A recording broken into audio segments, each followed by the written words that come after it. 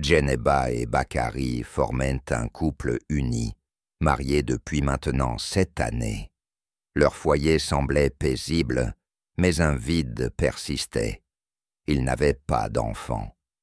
Malgré les traitements médicaux, les prières et les conseils familiaux, rien ne changeait. L'attente devenait pesante, et le regard insistant de leur entourage ne faisait qu'alourdir leur peine. Un jour, après de longues discussions, ils prirent une décision courageuse, celle d'adopter un enfant. Ils se rendirent dans un orphelinat où ils firent la rencontre d'une fillette prénommée Halima.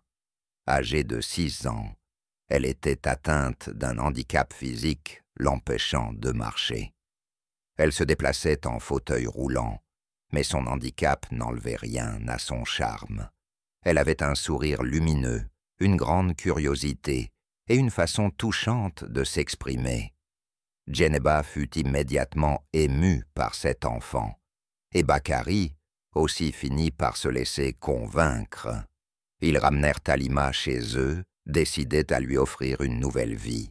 Ils l'inscrivirent dans une bonne école, aménagèrent la maison pour faciliter ses déplacements, et embauchèrent une domestique chargée de l'accompagner au quotidien. Halima s'épanouissait. Elle recevait amour, soins et attention. Son rire égayait la maison, et son attachement à ses nouveaux parents était sincère. Mais quelques mois plus tard, contre toute attente, Djeneba tomba enceinte. La nouvelle fut accueillie comme un miracle, un don du ciel. Elle donna naissance à une fille en pleine santé, et très vite, les priorités du couple changèrent. Toute leur attention, leur tendresse et leurs soins se tournèrent vers le bébé. Halima, elle, commença à sentir un éloignement, d'abord subtil, puis évident. Les bras qui la serraient se firent rares, les regards se détournaient, les mots doux disparurent. Elle tenta pourtant de s'intégrer, de jouer son rôle de grande sœur avec affection. Mais ses efforts furent ignorés. Halima sombra dans le silence. À l'école, ses notes chutèrent. Elle ne participait plus, ne souriait plus.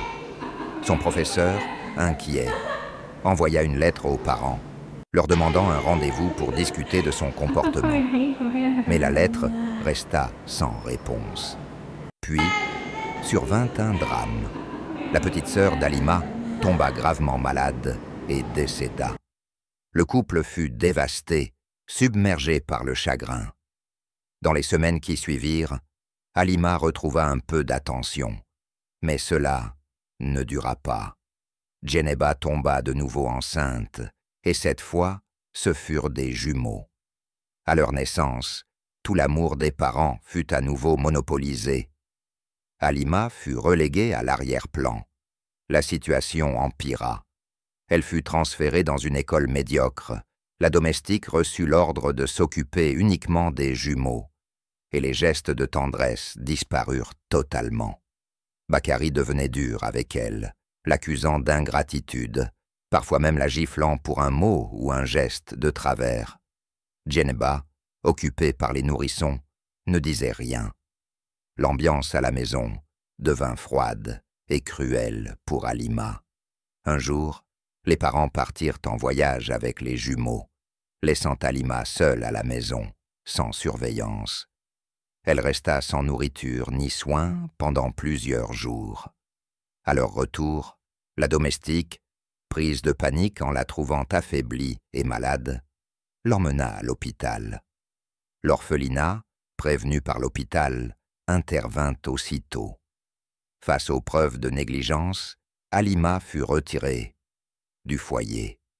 Elle fut confiée à une nouvelle famille d'accueil, composée de personnes douces, patientes et aimantes.